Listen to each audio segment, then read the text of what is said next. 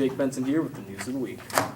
For the past week of 2014 in January, the U.S. and Canada have been hit with a polar vortex that started off to the west, bringing cold temperatures, snow, and ice. It's so cold that polar bears and penguins at local zoos have been reported to be kept inside due to not having the proper body temperatures and fat to keep warm.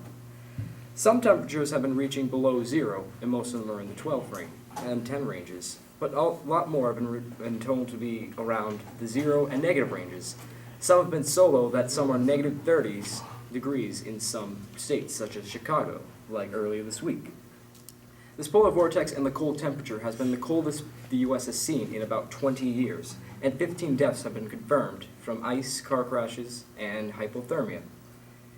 Due to the hypothermia that's been happening and how fast you can lose heat, shelters are being opened up to those that need them and the homeless, and everyone is being advised to bundle up extra warm for the next week and to stay indoors as much as possible to retain heat.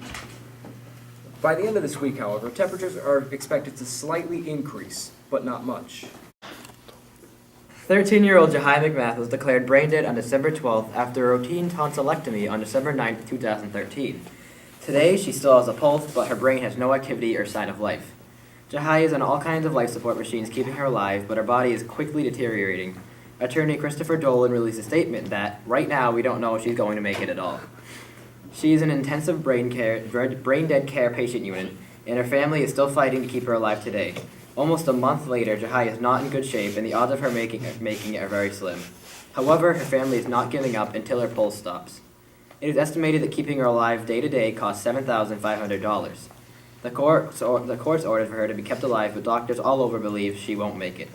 Please keep Jahai McMath and her family in your thoughts and hopes she makes a full recovery. That's it for national news and news up to date on the Jahai McMath case. Now over to some more local news about ice skating in Haverhill. Mayor James Fiorentini has stated that the City of Haverhill has a flooded basketball court at the 12th Avenue Playground and wishes to offer safe public ice skating for everyone in Haverhill because of this.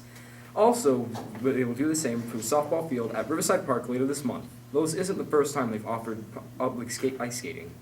Though it's going to cost a lot, isn't it? The reason they're planning to do this is because they want less people to skate on the lakes and ponds because they can't test every area for lake skating safety.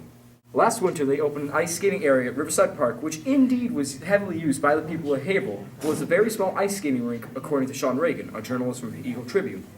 He said that the city of Haverhill spent about $3,000 to buy kits that is expected to endure 15 seasons of use, which is a great way for the people of Haverhill to find something to do during the winter that's coming up. Identification cards will be provided to every student, teacher, administrator, and staff personnel. Just as driver's license authorizes driving a vehicle, a student ID card authorizes a student to be on campus.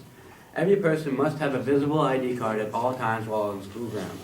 Identification of staff and students is a safety issue and will not be compromised when it comes to safety of students and staff. ID cards help us in identifying students as well as trespassers. First period teachers should be doing ID checks in the morning and during the course of the day. Other teachers should be reinforcing their efforts in the classroom. Teachers should be proactive and assist this transition by wearing their own badges, directing students who need further assistance in locating a badge, and explaining why this new measure is important to the student, staff, and community.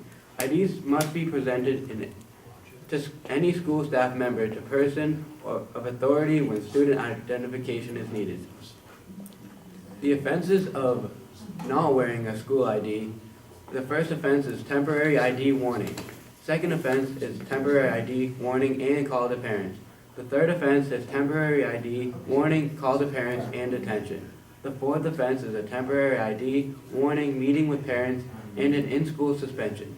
The fifth offense is a temporary ID warning, meeting with parents, and a Saturday detention.